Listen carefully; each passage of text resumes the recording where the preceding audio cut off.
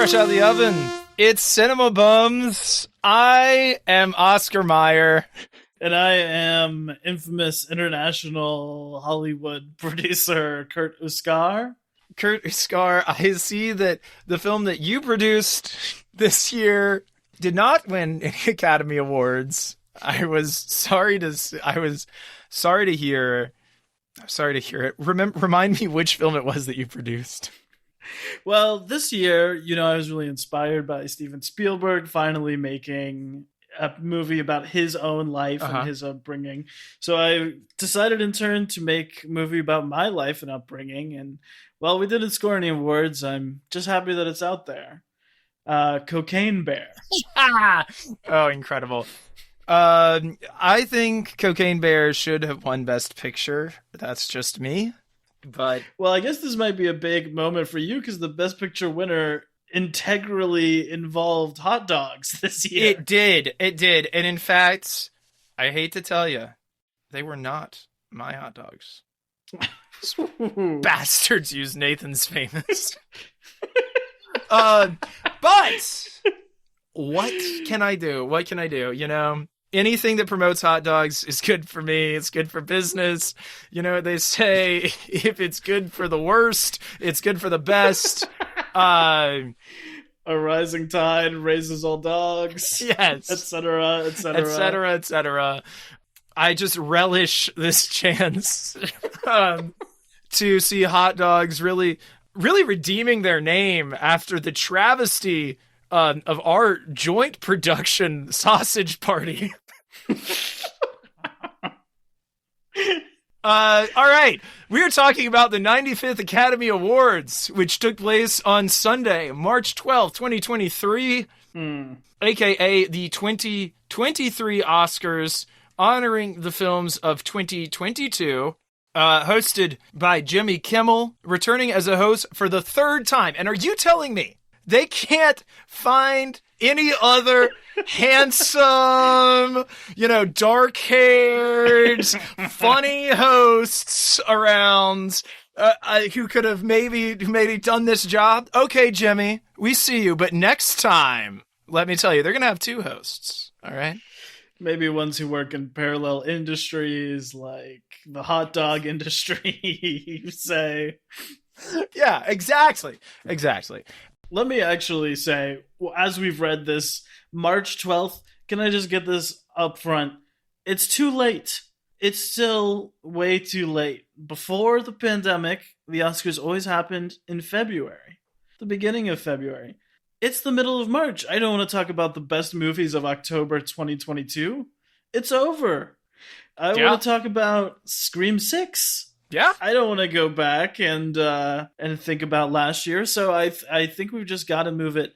I mean, something I saw today is that this year's Best Picture winner, and this is an anomaly, but this year's Best Picture winner was released before last year's Oscars.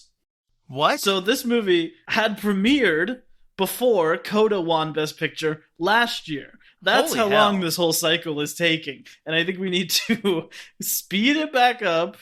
Imagine if the Super Bowl took place 4 months after the season ended. Yeah!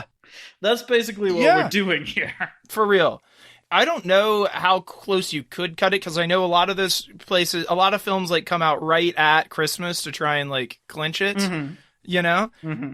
But end of January, early February, is this too much to ask? I don't think so. But I don't think so. We used to do it. We used to be a proper country. We used to be a proper country. And now, look at us. Look at us. Award shows in March. In March? The worst thing happening, undoubtedly. The worst thing about this country right now is that award shows that used to happen in February now happen in March. Okay. Catherine Martin, Baz Luhrmann's designer and wife, who is always nominated for her work with him, lost costume design to Black Panther, Wakanda Forever, and production design to All Quiet on the Western Front. This means that Elvis joins Romeo and Juliet and Australia as the Baz films where she lost, rather than Moulin Rouge and The Great Gatsby where she won. Yeah, interesting sort of divide relevant to our current Baz Luhrmann miniseries. Mm-hmm. I do think that Wakanda Forever had excellent costumes, so I'm not really mad about it. More than anything, I'm shocked to see that Elvis lost all 6 Oscars it was nominated for. In fact, it joins The Banshees of Inisherin, The Fabelmans, Tar, and Triangle of Sadness, all walking away from Oscar night empty-handed. Shocking! It is shocking that all of those movies, that none of them won anything? Wild. Nothing. Wild. Certainly looking at our predictions when we recorded that episode, we were imagining more sort of awards being spread out across the field. Instead, I've got to say, as the night played out, it was that basically every technical award, the vast majority, went to All Quiet on the Western Front. Yep. And then every above-the-line award, aka most of the ones we predict, went to Everything Everywhere All at Once. Yep. In fact, it is now the only film to ever win 6 of the top 7 awards: picture, directing, screenplay, and the 4 actings. Wow. Of those 7 awards that are, I guess, considered the highest, Everything Everywhere All at Once is the only movie to have ever won as many as it did, which was 6. That's super cool. It was also only one of 3 films to ever win 3 acting awards, which is, again, also the highest. It joins Network and A Streetcar Named Desire. Wow. In the 3-timers club there. Wow. That's pretty incredible. Well, let me put it to you. Everything Everywhere All at Once, the internet's favorite movie, has now been hugely awarded on Hollywood's most established awards show. So does this mean that the Oscars are cool, or does it mean that the movie is no longer cool? What say you? Ooh, that's a tough sell. A tough question. And here's what I gotta say. The Oscars are cool again, baby. Because guess why? They got themselves a champagne-colored carpet. They said yes to the most popular movie in the country. They said yes. And you know what? They said no to Steven Spielberg, which, while I personally have no beef with Steven Spielberg, I think it's awesome that they did that. The only place where they have caved is in the one place we knew they would. But we can talk about that later. Fascinating. Okay. Should we get into it?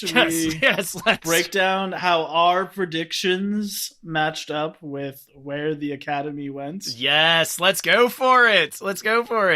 Especially because I think we got some of these right for once. Well, one of us got a lot more of them right than the other, and I'm not going to tell you which one. But the results may shock you. Okay, let's start with Best Supporting Actor. The nominees were Brendan Gleeson for The Banshees of Inisherin, Brian Tyree Henry for Causeway, Judd Hirsch for The Fabelmans, Barry Keoghan for The Banshees of Inisherin, and Ki Hee Kwan for Everything Everywhere All at Once. We both predicted Ki Hee Kwan, and indeed, he won Best Supporting Actor.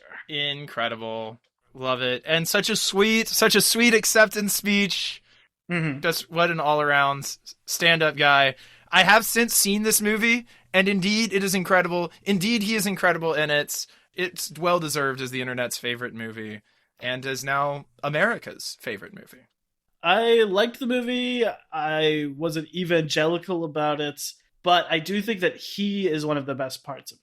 I mean, the work that he has to do in it of like selling all of the concepts while also being funny, while also having like big stunt moments and big romantic moments. Like, I mean, is he supporting or is he lead? Maybe that's a different conversation, but I think he's a worthy win no matter what. For sure.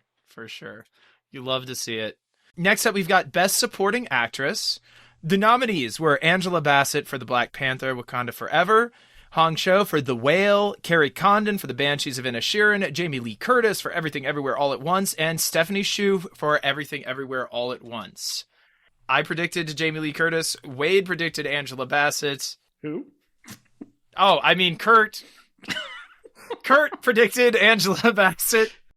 And indeed, It was Jamie Lee Curtis. Wow. Wow. Now, I do like her in this movie, but I do believe she was winning for the entire Halloween franchise, actually, and for the work that she did in Knives Out 1. Oh, that's true. Yeah, I thought it was funny they gave it to her for Halloween Ends, but I guess they saw a little more there. Yeah. Yeah, interesting. I mean, do you think that she is the best supporting actress in Everything Everywhere All at Once? Of the two, Considering there are two nominated. I don't think she's the better performance in the movie, but I can't be sad to see Jamie Lee Curtis get an Oscar. That's where I fall on that. You know, I do think if purely in terms of that movie, Stephanie Hsu was the shoe-in, if you will, for Everything Everywhere All at Once, but we know how the Academy does. It's good that she has one. It would have been good for Angela Bassett to have one too. That would also be good. Yeah, it's cool. And it's cool that she shouted out, as she said, her genre pictures. Everyone who loves her work for the years that does not get nominated for Oscars. So, yeah. Okay, Best International Film. The nominees were All Quiet on the Western Front from Germany, Argentina, 1985 from Argentina, Close from Belgium, EO from Poland, and The Quiet Girl from Ireland. You predicted EO. I predicted All Quiet on the Western Front, and indeed, it was All Quiet on the Western Front. Wow. Have you seen it yet? Okay, I guess I have a shameful admission here, which is that I wanted to see it, and I watched the first 40 minutes of it and then didn't have time to finish it prior to the Oscars. Ooh. But I will say that in that 40 minutes, I felt I got a really full sense of it. Yeah. You know, it started with them enlisting and ended with his lovable friend dying. Spoilers for the first 40 minutes. Yeah. So I was like, yeah, that's the narrative arc of this movie. I've got it. But it was very well made, and it had a really awesome score. I guess we'll talk about this in a minute, but that was very different from typical war movies. That was the thing that stood out the most to me, that it was doing that was sort of fresh. Maybe less fresh after the Oscars, considering they played the same section of it over and over and over and over every time someone from it won. It sort of goes blah, blah, blah. It's basically sort of like a Billie Eilish backing track, but to this very austere, like, well-made, war is hell sort of movie. Also got me thinking a lot about how, like, so many people will not watch a horror movie, but will watch a war movie. You're seeing guts in both of them. Often a lot more guts in a war movie, TVH. Yeah. Yeah. For real. Yeah, they show Saving Private Ryan in middle school. Like... yeah. But it seems like a decent movie, so congrats. Cool. I haven't seen it yet. I'd still want to, especially now that it's won all of this stuff. So, great. Yeah. Best documentary. The nominees were All That Breathes, All the Beauty and the Bloodshed, Fire of Love, A House Made of Splinters, and Navalny. I predicted Navalny. Kurt predicted All the Beauty and the Bloodshed. And indeed, the winner was Navalny. Incredible. Yeah. Really incredible stuff. I have not seen Navalny. It was a very affecting moment on stage. His this movie is about Alexei Navalny, who's the leader of the Russian opposition to Vladimir Putin. Basically, he's currently in prison in Russia. Solitary, too. The director of the film came to accept the speech, but then brought on his wife and children, Navalny's wife and children, who sort of directly addressed him, which was very sweet and moving. I mean, I get why it won. I can't speak to whether it was the best movie there, but you were right to predict it. Yeah. I will put that on my watch list along with all the other documentaries. Next up, we have Best Animated Film. The nominees were Guillermo del Toro's Pinocchio, Marcel the Shell with Shoes On, Puss in Boots: The Last Wish, The Sea Beast, and Turning Red, which you predicted. I predicted Marcel the Shell. However, it went to Guillermo del Toro's Pinocchio. I now need to see this movie. I did not feel the need to see it before, but I am a fan of his work. despite The Shape of Water. And I would be interested to see what it is about this movie that came out ahead of these others. Yeah, so I saw all of these but the Sea Beast, and I liked all of them. This would probably be the lowest on my list, but I still liked it. Okay. It's kind of spooky in a fun way for kids. And it is the standard Pinocchio story, but it's set in fascist Italy. Cool. So there's that whole classic. Honestly, it's kind of a remake of Pan's Labyrinth, but for like 12-year-olds instead of for like 16-year-olds. Cool. Honestly, I'd probably dig it. That sounds dope. It's also a musical. And honestly, that's maybe not the high points of it. But it has a very good Ewan McGregor performance. Ooh. Live action? No, it's all stop motion animation. Okay. To be honest, the reason that I was casting a little shade on it is because it's much more CGI heavy than the other Netflix stop motion animation creepy kids movie that I wish was on this list, Gwendolyn Wild. Right. But it still is really well done. So congrats. While we're talking about this list of movies, let me ask you, now that the year is over, what do you think is the most metal movie of 2022? The Northman, Puss in Boots: The Last Wish, or Tar? Oh, wow. I mean, it's tough. It's a tough call. Okay? Puss in Boots: The Last Wish slaps. That movie slaps. It's so good. It's so good. But legitimately, I do think it has to go to the Northman for seriously just never stopping. Yeah. You know, those other movies are playing metal, but the Northman is metal. Fair enough. Okay. On this question of music, on to best score.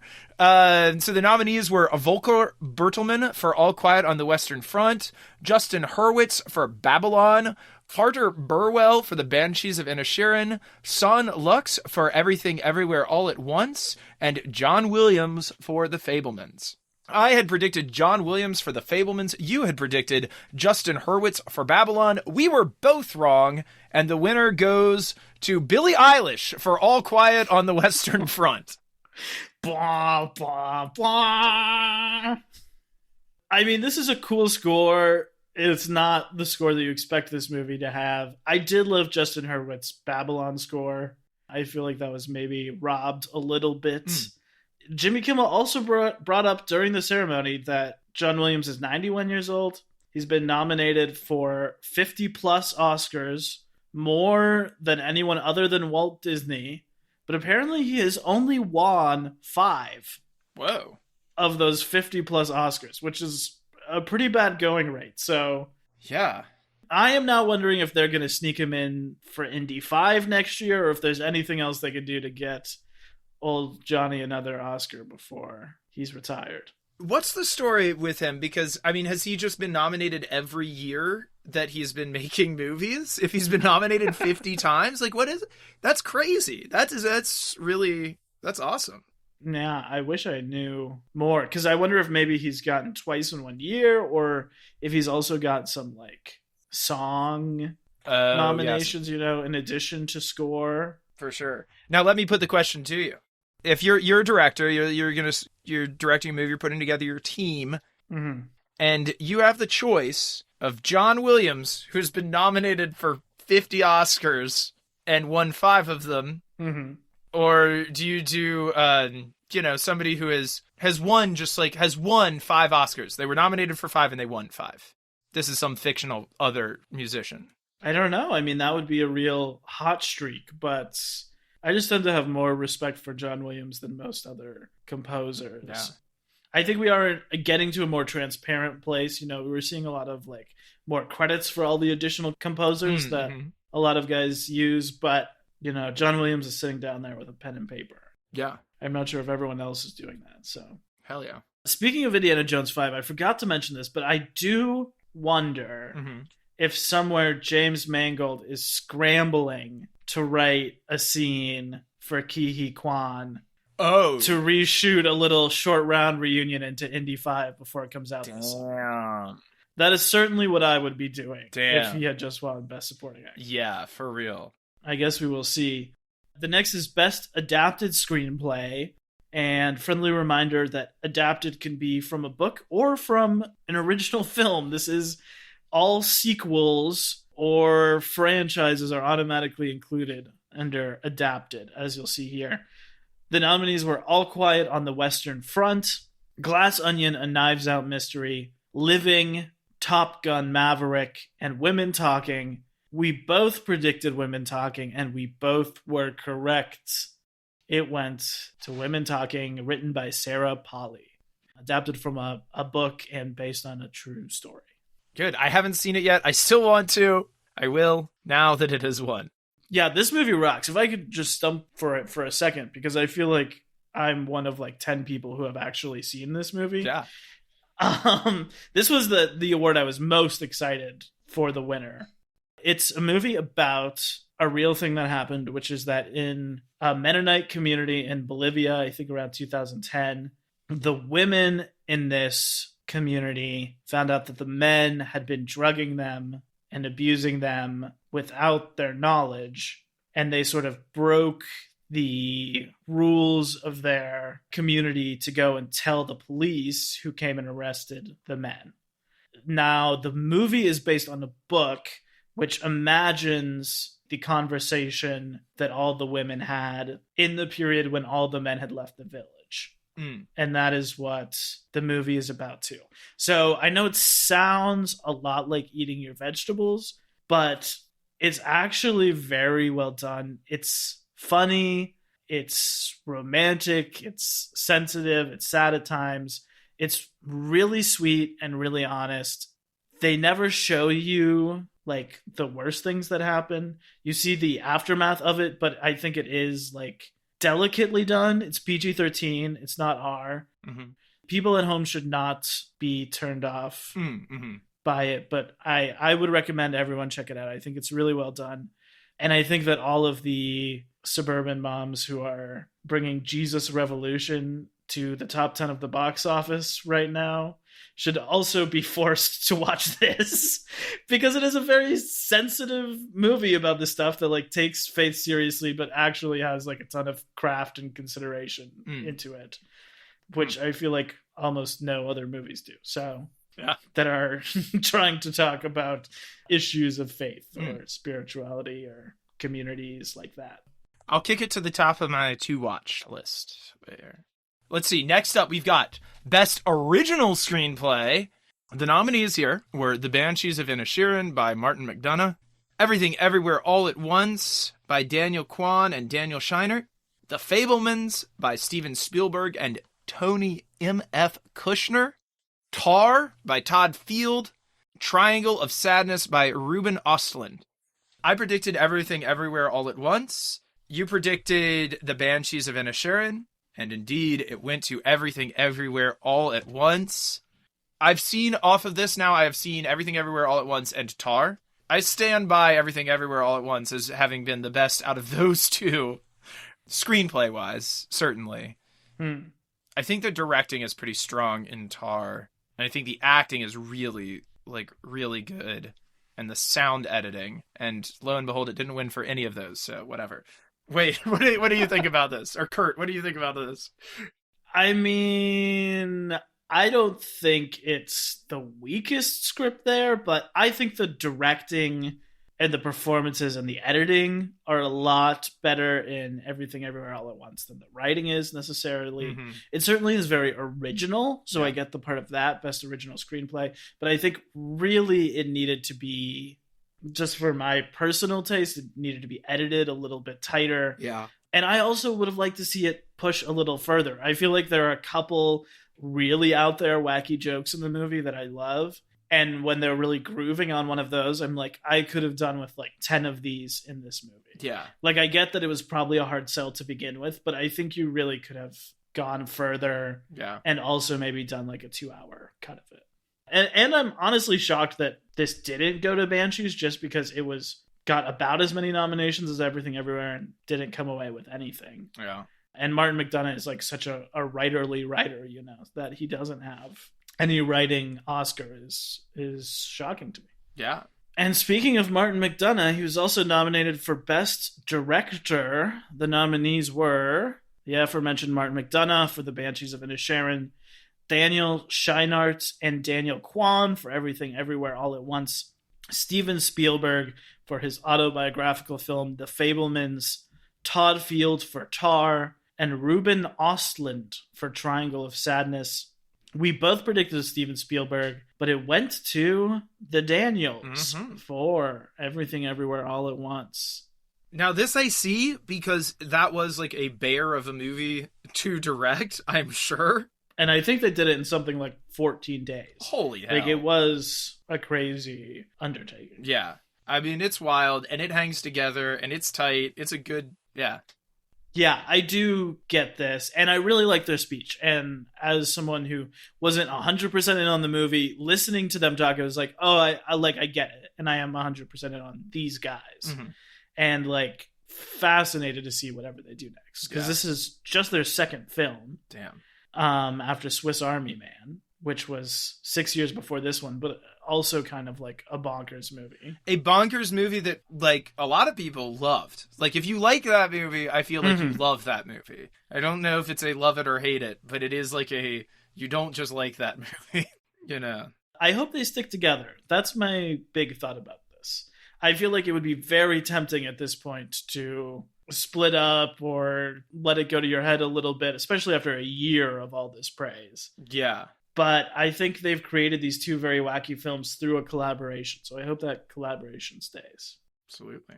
Sorry to Steven Spielberg. I mean, I don't know what to say. That movie is so well directed. He's definitely never going to make another film that's like more made for the Oscars than that. Yeah. But maybe he's got to make something more like Everything Everywhere All at Once. Like something more out there for them to pay attention again. I don't know.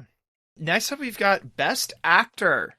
The nominees were Austin Butler for Elvis, Colin Farrell for The Banshees of Inisherin and The Batman, Brendan Fraser for The Whale, Paul Mescal for After Sun, and Bill Nighy for Living. I predicted Brendan Fraser for this. You predicted Austin Butler, and indeed the Oscar went to Brendan Fraser. Yeah, sorry to my mom that Austin couldn't leg it quite across the finish line. I don't want to put words in your mouth. I feel like this was maybe a little bit of a cynical bet on your part that really paid off here. You're damn skippy it was. What did you think going into this that, like, you nailed it on the head that it was Brendan Fraser? I thought, actor, get fat, Oscar. I mean, seriously, that's what it was. That's what it was. What I can say, I mean, I think Austin Butler was incredible in Elvis, and if he had won, it would have been well deserved. But I'm not surprised that it was in fact Brendan Fraser. Well, I was surprised, but I do agree. I like Brendan Fraser. I like his old work. I like some stuff I've seen him in recently. I think a lot of this is for, like, his comeback narrative. I'm curious how many people voting and how many people standing up for him online have watched The Whale and are, like, into that performance versus just liking him as a person. Yeah. I'm really curious about that. Yeah. I think a lot of people have sort of carried The Whale as their cross to bear. Yeah. Unfortunately, all of those people are very, very skinny, so they couldn't carry the cross that far, but it does seem that they carried it far enough to leg it here. Yeah. Well, and it's also like that has been a play since I believe like 2006. You know, like I'm sure if it is a good play, which I have my own thoughts about that, but we don't even need to get into it. If it's a good play, it has been good for something like 15 years. Like, and actors that you know have probably been in it and excellent in it on stage so many times. Right now, Brendan Fraser is gonna, not that I begrudge it to him, but like, you know what I mean? It's like, come on. But also, I'm not sure that is the case. What? Because I'm not sure it is good on stage. and good actors have played it well on stage. Well, and then we're back around to square one, which is it good? Yes. I'd have to watch it to find out, which I'm simply not going to do. So, and I'm not trying. Again, I like Brendan Fraser. I'm not coming for Colin Farrell, who did the same thing in The Batman. But there is simply a tone that must be accounted for a little bit when we have these conversations. Anyway, Best Actress. The nominees were Cate Blanchett for Tar, Ana de Armas for Blonde, Andrea Riseborough for To Leslie, the pure chaos of this list, Michelle Williams for The Fabelmans, and Michelle Yeoh for Everything Everywhere All at Once. You predicted Michelle Yeoh. I predicted Cate Blanchett. The winner was Michelle Yeoh. Really watching it, they only said Michelle, and everyone knew who it was about. Perhaps insulting to Michelle Williams for her performance. But even she knew they weren't talking about her when they said it, right? Yes. They were like, yes. Oh, yeah, you're right. You deserved that. Well, you've now seen these two who I feel like were locked in battle, Michelle Yeoh and Cate Blanchett. So what's your thought on this? The context, I'll say two, and maybe this is the sum total of it, but is that Cate Blanchett already has 2 Oscars. And this was Michelle Yeoh's first one, and indeed the second time in 95 years that a person of color, the second time in 95 years that someone who is not white won Best Actress. Which is a startling fact. A horrifying fact. Cate Blanchett, while incredible in that movie, does not need another Oscar. Mm-hmm.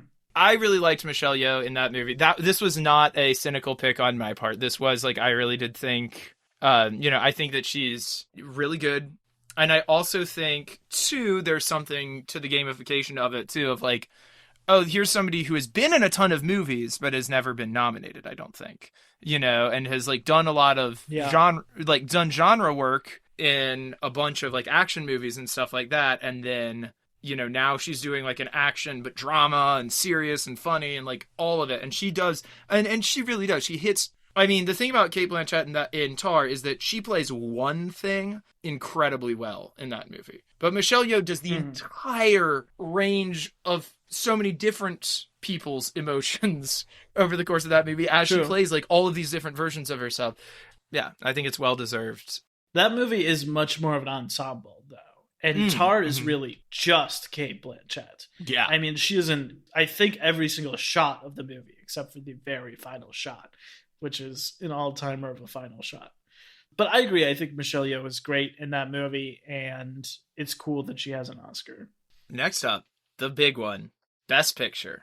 The nominees were All Quiet on the Western Front, Avatar: The Way of Water, The Banshees of Inisherin, Elvis, Everything Everywhere All at Once, The Fabelmans, Tar, Top Gun Maverick, Triangle of Sadness, and Women Talking. I predicted Avatar: The Way of Water. I cannot believe that I predicted that. And you predicted Top Gun Maverick. A real moment of weakness. Both of us were sadly wrong. And in fact, it was Everything Everywhere All at Once as Best Picture, America's Sweetheart, greatest film ever made in 95 years of Oscars. I mean, this is the first year in a long time that I can remember that the frontrunner actually won. Yeah. Feels like the frontrunner never wins, except for Nomadland, when I think the only other movie nominated was Borat 2. So that was a little bit of a different situation. Oh, God.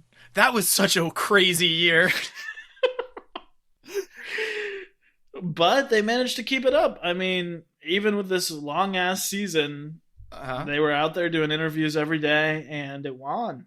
It's just really awesome to see something so crazy and out there, and that was so popular with so many people. I think brought a lot of joy to a lot of people to see that movie.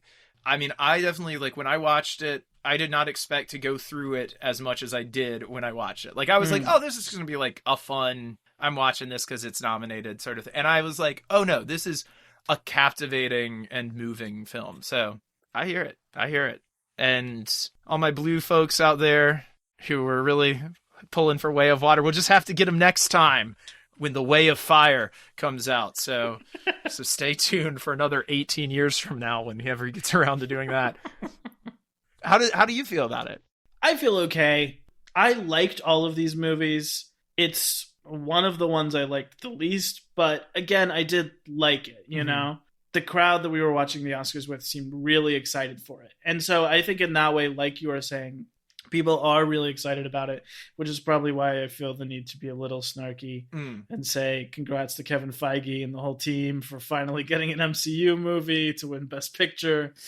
But like, I do think it's awesome that people really like it. And I think it's going to introduce like new people to film fandom. And I think we're going to see weird movies. I think that people who really love this should go and see a new play festival in their town, because you'll see a lot of similar wacky stuff there. I guarantee it. Yeah. Maybe not in all of the plays, but certainly in some of them. You know, I like it better than Coda, and I like it better than Nomadland, the last two winners we've covered. So that's a win in my book. I saw it. So that's better than I did with either of those two winners. And the most important question, the final tally. Oh boy. Well, it looks like, Kurt, you predicted 3 out of 12 predictions correctly. Worse than John Williams' batting average here. Yeah. 7 out of 12 correct. Okay, that's over 50%. 7 out of 12 ain't bad. That's what they always told me. Congratulations. I can't believe you've done this. Thank you. Well, Kurt, do you have any other thoughts on the 95th Oscar, or by the Cinema Bums ranking the number 3 Oscar of all time? You know, I did watch the ceremony. It was a very on the rails ceremony, which I'm sure is what they wanted after last year. Yeah, sure. And I don't begrudge them that. There maybe were not like that many exciting moments, but you know, the trains ran on time. Jimmy Kimmel did have some good jokes. He's someone I'm sort of ambivalent about, but I thought he landed a couple of good ones.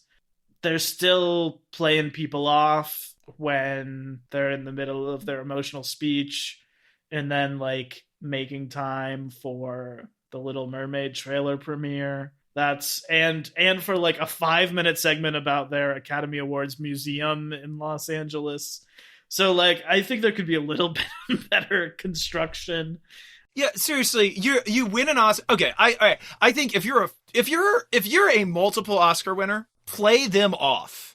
But if it's your first time winning an Oscar, you get to it is your privilege to stand up there and talk for as long as you want. Thank everybody, man. Like, go for it. Why not? Why not? But instead, it's more like if you're one of the actors, you have an unlimited time, and if you're winning like best short, you get 30 seconds. Yeah. This is basically the attitude. Honestly, last year, even more than not showing all of the categories, and even more than the slap, the most insulting thing to me about last year was that they just seemed ashamed of the movies that they were talking about. And there was all this garbage about like the 40th anniversary of The Godfather and of White Men Can't Jump, and like all of these tributes and montages to like old movies that basically just seemed like so pandering and being like, hey, remember when you watched a movie?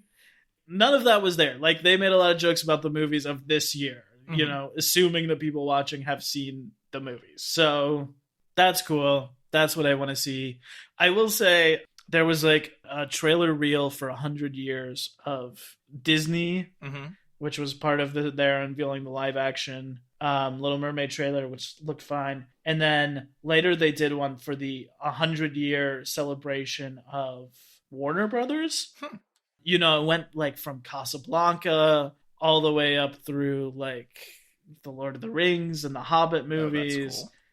It was very cool. And at the end, they started to get into like some of their recent and upcoming films. And I was like, is this where we're going to get the Dune 2 trailer? Because I have been waiting for that. But instead, they ended it. They ended their 100 years celebration on a shot of Ezra Miller as the Flash. Oh my God. From their upcoming film, The Flash. Jesus Christ. And it was a picture of Ezra Miller smiling, and then it said, "This is only the beginning." And I said, of their crimes? Yeah, what? I mean, of their complete and utter derailment? What? Yeah, seriously. You made it 100 years in the business and you're banking it all on Ezra Miller. God. I have a lot of things to say about Ezra Miller. Probably not any of them stuff that we need to get into. But I will say that I did see the Flash whatever trailer. And the fact that there is 2 of them in that movie. I know. I was like, was one not already too many? We need to talk about Ezra. We're not 100% in on this guy. We're 200% in. We are 200% committed. Oh, man. Wow. Any final thoughts, Mr. Meyer, before we go back to our own personal lives for a year? No, I'm just really excited to getting back to doing what I do best, which is selling hot dogs, not talking about movies.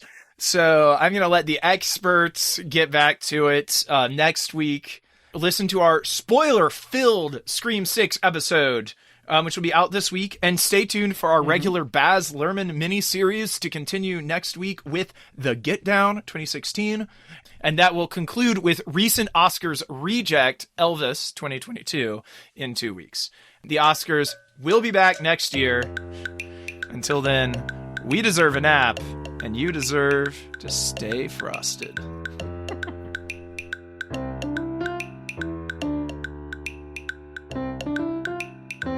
Cinema Bums is a production of DKG Podcast. It is created and produced by Emma Temple and me, Wade Lawrence Holloman. I also edit and mix the podcast. Our theme music is by Zane Holloman, who you can find on Bandcamp, and our show art is by Autumn Beckner. Our social media is managed by Laura Bennett. If you like what you hear, please tell all your friends and leave us a 5-star review on Apple Podcasts, the 2 best ways to spread the word about our work. You can also follow us on Instagram @CinemaBums or email us at cinemabumspod@gmail.com. Don't flake on us. We'll be back next week